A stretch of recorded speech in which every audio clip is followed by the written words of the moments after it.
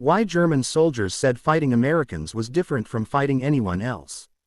On the morning of June 7, 1944, the day after D-Day, a German infantry officer named Captain Helmut Rittgen sat in a farmhouse near the Normandy coast and wrote a single sentence in his field notebook. He wrote, "These Americans do not fight like soldiers. They fight like machines that have been given rifles." Rittgen was not complaining. He was not dismissing the Americans. He was trying to describe something that had no precedent in his 4 years of combat experience fighting across France, Russia, and North Africa. He was trying to describe what it felt like to be on the receiving end of the American military system at full power. He would spend the rest of his life trying to explain it, and he never found a completely satisfying way to do so. Because what the Americans had built by 1944 was not simply a large army. It was not simply a well-equipped army. It was something qualitatively different from any army that had existed before it, and the difference was not visible in any single element. It lived in the relationship between the elements. In the way the artillery talked to the infantry, talked to the tanks, talked to the aircraft, talked to the logistics system that kept all of them supplied and moving and fighting at a pace that German doctrine said was not sustainable. German soldiers who fought Americans in Normandy, in the hedgerows of the Bocage, across France, through the Siegfried Line, and into Germany itself, were surveyed and interrogated and debriefed for decades after the war. Their answers, when stripped of the defensiveness and rationalizations that come naturally to men explaining their defeats, returned again and again to the same observations. The British were professional. The Canadians were ferocious. The Soviets were inexhaustible. But the Americans were something different. Something they did not have a word for. This is the story of what that something was. To understand what German soldiers encountered when they fought Americans in 1944 and 1945, you have to understand what they expected to encounter. And what they expected was shaped by everything they had seen and believed about American military capacity before the war and in its earliest years. German military intelligence had been studying the United States Army since the 1930s, and their assessments were remarkably consistent in their contempt. The American military in 1939 ranked 19th in the world by size. 19th. Smaller than Portugal. Smaller than Romania. Its budget had been gutted by the Depression. Its officer corps had stagnated without promotion for 2 decades. Its equipment was obsolete. Its doctrine was untested. The social analysis was equally dismissive. German military theorists, operating within the ideological framework of National Socialism, believed that military effectiveness flowed from racial and cultural homogeneity. The German soldiers' fighting spirit came from shared identity, shared history, shared sacrifice across generations. An army needed to believe it was fighting for something singular and precious. America was a nation of immigrants from 50 different countries speaking 20 different languages, carrying 20 different cultural traditions. How could such a country produce soldiers with the unified fighting spirit of the Wehrmacht? The very diversity that Americans considered their strength was, in German military analysis, their fundamental weakness. Adolf Hitler made this argument explicitly and repeatedly. He told his generals that America was a mongrel nation held together by nothing more than commercial interest and democratic sentimentality. When real pressure came, when the terrible weight of industrial warfare crushed down on them, the Americans would fracture along every fault line that their diversity had created. The memory of the First World War seemed to confirm this. American troops had arrived in France in 1917 enthusiastic and numerous but tactically naive. They had contributed to the final Allied push but had not demonstrated the kind of operational sophistication that German commanders respected. They were remembered as brave amateurs. And the professional contempt that comes from facing brave amateurs, surviving it, and drawing conclusions about the future was deeply embedded in German military culture by 1942. Then came Kasserine Pass, and everything the Germans believed about American soldiers appeared to be confirmed in 6 days of catastrophic American defeat. The story of Kasserine Pass in February 1943 has been told many times, but it is always worth returning to because it was the moment that defined German thinking about American soldiers for the next 18 months, and that definition would lead directly to some of the most catastrophic German miscalculations of the entire war. Rommel struck the American II Corps on February 14, 1943 with a precision and ferocity that exposed every weakness in American training, leadership, and tactical doctrine simultaneously. The American commander, Major General Lloyd Fredendall, had managed to make almost every possible mistake before the battle even began. He had dispersed his forces across a 30-mile front, ensuring that no unit could support any other. He had positioned his headquarters in an underground bunker carved into a mountainside 70 miles behind the lines, communicating by radio messages that were often delayed, often confused, and often contradictory. He had assigned his engineers not to preparing defensive positions but to digging out his personal command post. He had never visited the front. When Rommel's panzers rolled through the gaps in the American line, the result was not a fighting retreat. It was a rout. Tanks were abandoned in the sand with full fuel loads. Artillery pieces were captured before they could fire. Infantry units dissolved under pressure they had never trained to withstand. Men who had never heard a gun fired in anger discovered that the noise and chaos of actual combat bore no relationship to anything they had experienced in training, and some of them ran. 6,500 American casualties in 6 days. 3,000 prisoners. Hundreds of vehicles and artillery pieces captured or destroyed. Rommel wrote to his wife that the Americans had not yet learned how to fight. His subordinate commanders were less charitable in their private assessments. They described American leadership as criminally incompetent. They described American soldiers as well-equipped but spiritually soft, lacking the hardness that came from conviction and experience. They predicted that future encounters would produce similar results. What none of them understood, because they had no framework for understanding it, was that they were watching the beginning of something rather than the end. There is a small detail about the days immediately following Kasserine Pass that gets overlooked in most histories of the battle, and it is the detail that matters most. The Americans started learning before the smoke had cleared. Not slowly, not after months of analysis and reflection. Immediately, urgently, with the particular intensity of men who understand that the next battle is coming whether they are ready or not. After-action reports began circulating within hours of units reaching their fallback positions. Officers gathered their surviving men and asked them not what had gone wrong in the abstract, but specifically and precisely what had gone wrong. What order had been confusing? Which position had been wrong? Why the communication had failed? What the German tanks had done that they had not anticipated? The army had built into its culture a mechanism for rapid learning that German military doctrine, for all its sophistication, had not fully replicated. The American Army in 1943 was an institution that genuinely believed it could improve, that expected to improve, and that had created systems for capturing and distributing lessons learned across the entire force with a speed that would have seemed remarkable in peacetime and was almost unbelievable in war. Within 2 weeks of Kasserine, Dwight Eisenhower had relieved Fredendall and replaced him with George Patton. The choice was not merely symbolic. It was the most consequential personnel decision of the North African campaign.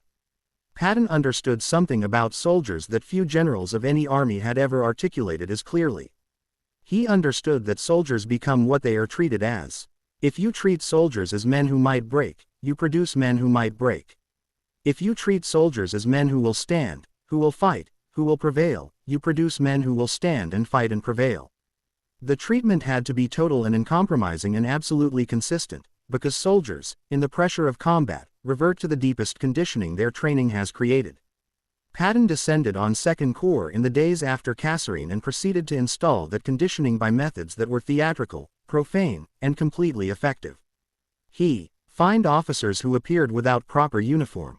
He personally inspected latrines. He required helmets and neckties to be worn at all times. He drove his jeep through every unit in the Corps, standing up, visible, demanding, radiating an absolute certainty that these men were capable of anything he asked of them.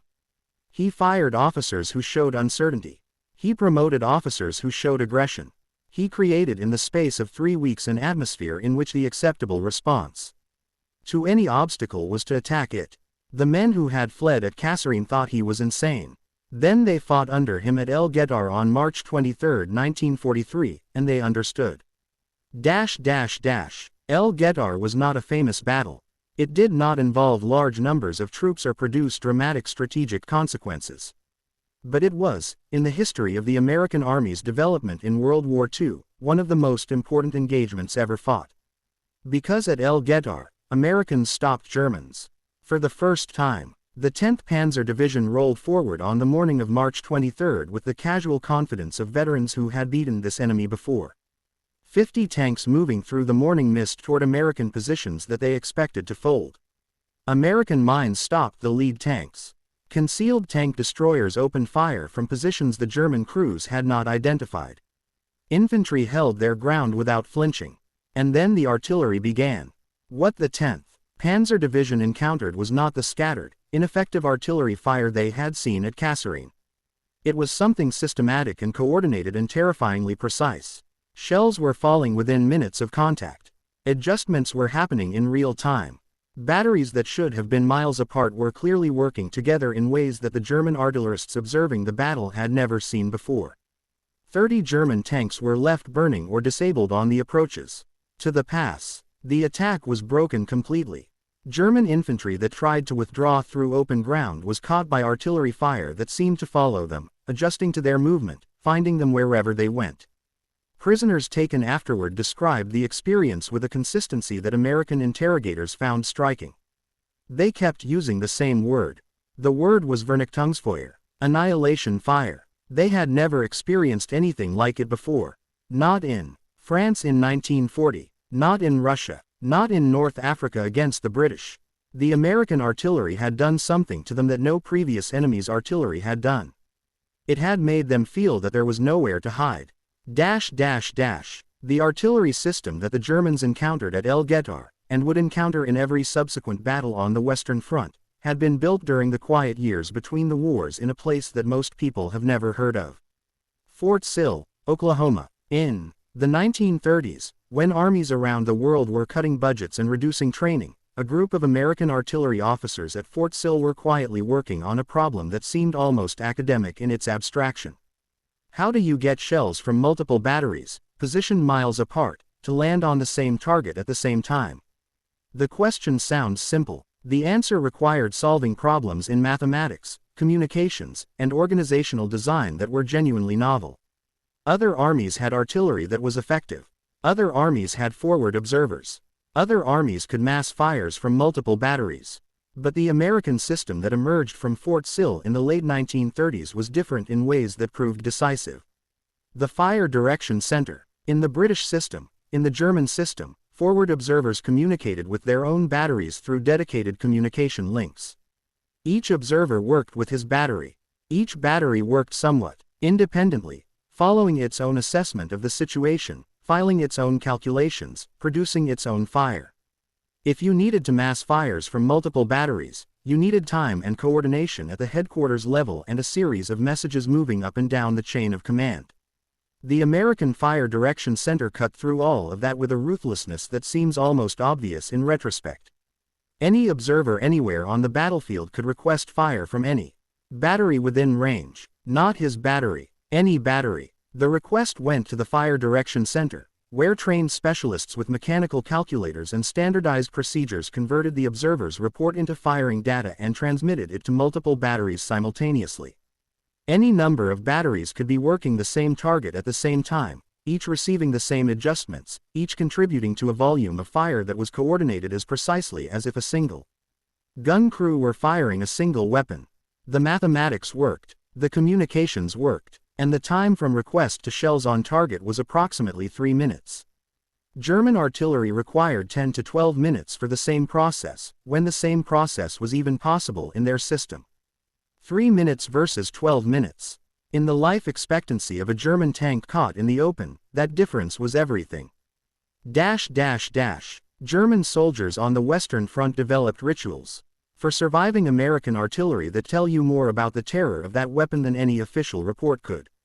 They learned to move in short rushes between positions of cover, never staying in any location long enough for an American observer to adjust fire onto them. They learned that the Piper Cub observation aircraft the Americans flew over their positions were more dangerous than any fighter or bomber, because what followed a circling Cub was not bombs that could be dodged, but artillery that could not.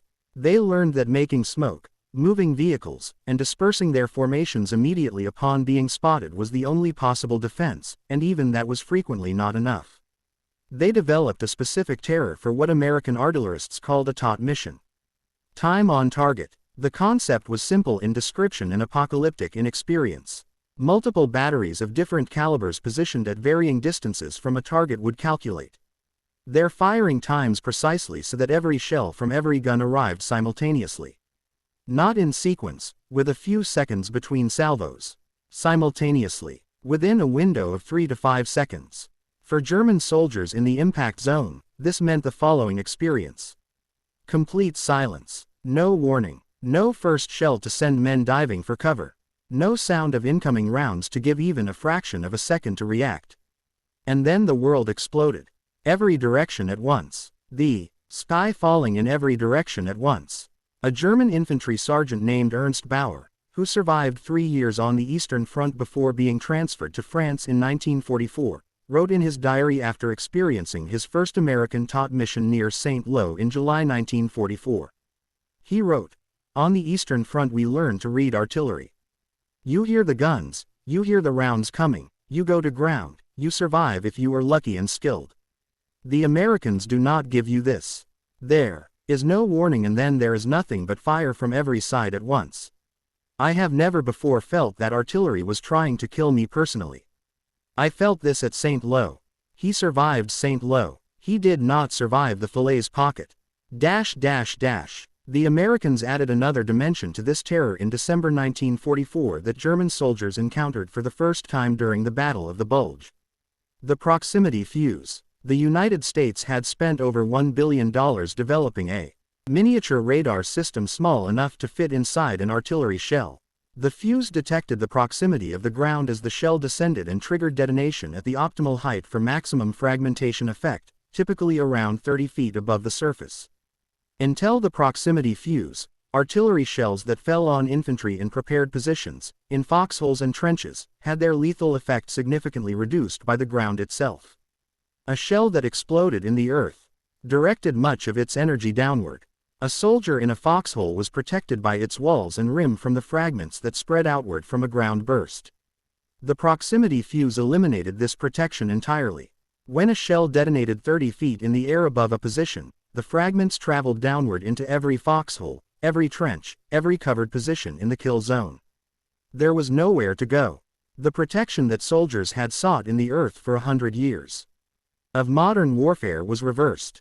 The foxhole that was supposed to save your life became the place where the fragments found you.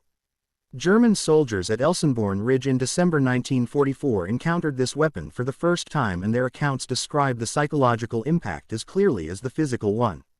A captured German soldier from the 12th SS Panzer Division, interrogated on December 19, 1944, told his American questioners through an interpreter, "The shells are exploding above us. We dig deeper and they still find us.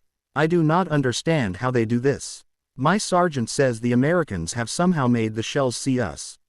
I do not know if this is true. I know that my entire squad is dead." The man was not wrong about the effect. He was not entirely wrong about the cause. The shells could, in a technical sense, see them.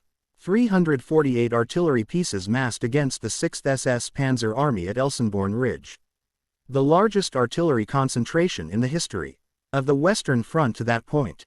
The proximity fuses finding men in positions they believed were safe. The 12th SS Panzer Division, fanatical, experienced, composed of soldiers who had been indoctrinated since childhood in the ideology of German martial supremacy, attacking again and again and being destroyed again and again. Their offensive objective on the first day was a town 8 miles from their starting position. They never reached it. But artillery, devastating as it was only one element of what German soldiers found so disorienting about fighting Americans. The other element was something harder to quantify, something that showed up in interrogation reports and prisoner testimonies and the private letters of German officers in ways that suggest it was both real and deeply unsettling. The Americans adapted, not over months, not over years, over days, over hours sometimes. An attack that worked against American positions on a Tuesday frequently did not work on a Wednesday because the Americans had spent Tuesday night figuring out why it had worked and what to do about it. This was not characteristic of the enemies Germany had previously faced. The French in 1940 had fought within a doctrine that was fixed and rigid and could not respond to circumstances the doctrine had not anticipated. When the German armored thrust through the Ardennes appeared in a place the doctrine said armor could not go, French command paralyzed. Officers waiting for orders that never came because their superiors were waiting for orders from their superiors, and nobody in the chain had the authority or the initiative to respond to something that had not been planned for. The early Soviet armies had fought with a rigidity born partly of doctrine and partly of political terror. Soviet officers in 1941 and 1942 who deviated from orders risked not just professional consequences but execution. Initiative was dangerous. Following orders, even wrong orders, was safe. The result was armies that could absorb catastrophic punishment but could not adapt quickly to the tactical situation in front of them. The American Army had built something different. It had built an institutional culture in which initiative was not merely tolerated but demanded, in which the after-action review was a sacred ritual, in which lessons learned in one unit were disseminated across the army with a speed and systematism that had no parallel. A German tactic that surprised American forces at Kasserine Pass in February 1943 would be analyzed, documented, distributed, and trained against before that same tactic could be employed again in Tunisia. A German tactic that surprised Americans at the Siegfried Line in September 1944 would be incorporated into updated doctrine within weeks and would face prepared countermeasures before the same approach was tried again. German officers who faced American forces in multiple campaigns noted this pattern with a mixture of professional respect and frustrated disbelief. You could surprise the Americans once with a given approach. You could rarely surprise them twice with the same approach. And what that meant in the mathematical grinding of a sustained campaign was that German tactical advantages eroded faster than they could be replaced. A German company commander named Lieutenant Werner Kortenhaus, who fought in Normandy from D-Day until he was captured near Falaise in August, was interrogated by American intelligence officers and asked what he found most difficult about fighting Americans. He did not say the firepower, though he acknowledged its devastation. He did not say the numbers, though he acknowledged the overwhelming material advantage. He said, "They never made the same mistake twice. We made the same mistakes over and over because our doctrine said those were not mistakes. They made a mistake, and the next day they had fixed it. This was the most demoralizing thing I experienced. More than the artillery, more than the aircraft, you cannot beat an enemy who learns faster than you do." By the autumn of 1944, German soldiers in the West were fighting with a desperation that had no tactical solution. They were outnumbered. They were outgunned in ways that beggared description. Their air force had been effectively destroyed as a daylight fighting force by American P-47s and P-51s ranging freely across France and Germany. Their supply lines were under constant attack by fighter bombers that appeared without warning and turned convoys into burning wreckage. Their best divisions were being ground down in attritional battles that Germany could not sustain. But it was the infantry-level experience of fighting Americans that had changed most profoundly from the casual confidence of 1943. German prisoners captured in France in the summer of 1944 were, by every measure available to American intelligence officers, different men from the prisoners captured at Kasserine. Not in nationality, not in training, not even entirely in equipment, though American equipment had improved dramatically. Different in their assessments of the enemy they had been fighting. At Kasserine, German prisoners had described American soldiers with contempt. They were soft. They were poorly led. They lacked the warrior spirit of the German soldier. In Normandy, in the bocage fighting that consumed the summer of 1944, German prisoners described American soldiers in different terms entirely. They were relentless. They took casualties and they kept coming. They used their artillery with a skill that veteran German artillerists found almost impossible to believe. They coordinated infantry and armor and aircraft in ways that German doctrine said required much more time and communication than the Americans were using to do it. They adapted their tactics under fire in ways that implied training and initiative at the small unit level that German intelligence had not predicted. One German officer, captured near Cherbourg in late June 1944, told his interrogator that the Americans he had faced in Normandy bore no resemblance to the Americans described in German intelligence assessments from North Africa. He was told that many of the same units had fought in North Africa. He refused to believe it. There is a moment, late in the war, that captures the distance the American army had traveled from Kasserine Pass in February 1943 to the German border in the autumn of 1944. It happened in a hospital in England where a German general named Gerd von Blumentritt was recovering from wounds received in the final months of the war in France. Blumentritt had commanded German forces in positions directly opposite American units from Normandy through the Allied breakout and into the drive toward Germany. He had been captured in the spring of 1945. A British military historian named Basil Liddell Hart visited him in the hospital as part of a project to collect the assessments of senior German commanders about the Allied forces they had faced. Liddell Hart asked Blumentritt about the Americans. Blumentritt thought for a moment. Then he said, "We regarded General Patton extremely highly as the most aggressive armored general of the Allies, a man of incredible initiative and lightning-like action. His operations impressed us enormously, probably because he came closest to our own concept of the classical military commander." He paused. Then he said, "But it was not only Patton. It was the American system. The way they used artillery. The way they adapted. The way their supply system worked. Individual German soldiers were, in many cases, equal to individual American soldiers or superior. It did not matter. They had built something that made individual skill less important than we had believed it to be. They had made us irrelevant, unit by unit, skill by skill, using a system that we could not disrupt because it existed everywhere at once." The German confidence that had seemed so justified at Kasserine Pass in February 1943 died in pieces across the following 2 years. It died at El Guettar when American infantry held firm under panzer attack for the first time. It died in the bocage of Normandy where American soldiers adapted to a tactical environment that nobody had trained for and learned to fight effectively in it within weeks.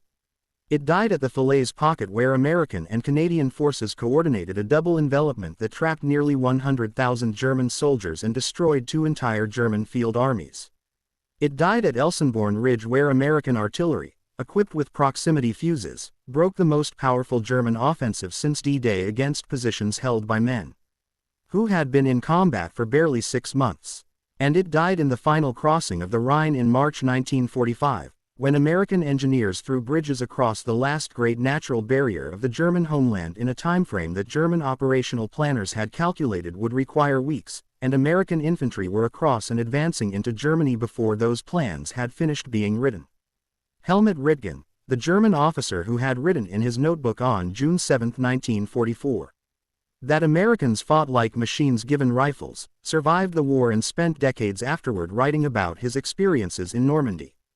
In one of his later essays, he returned to that observation and tried to explain what he had meant by it. He wrote, "I did not mean it as a criticism.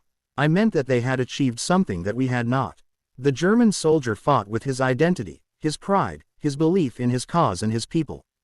These are powerful motivations, but they are individual. The American soldier fought as part of a system that multiplied his individual capability far beyond what his individual skill and motivation could achieve alone. He was not a better soldier than the German soldier. He was part of a better machine. And in a war of the scale and duration of the Second World War, the machine always wins." The men who ran at Kasserine Pass in February 1943 were not cowards. They were soldiers who had been failed by their leaders, undertrained for the combat they encountered, and thrown into the worst possible conditions without the experience or preparation to survive them. 2 years later, those same soldiers, those same units, those same young men from Ohio and Georgia and California and New York, had been forged into something that the finest professional army in the world regarded with genuine respect and genuine fear. Not because Americans were inherently superior soldiers. Because they had built a system that turned ordinary men into extraordinary fighters, that multiplied individual courage with institutional knowledge and coordinated firepower and relentless adaptation, and that grew stronger with every battle it fought rather than weaker. Rommel was right that the Americans had not yet learned how to fight in February 1943. He was wrong about what happened next.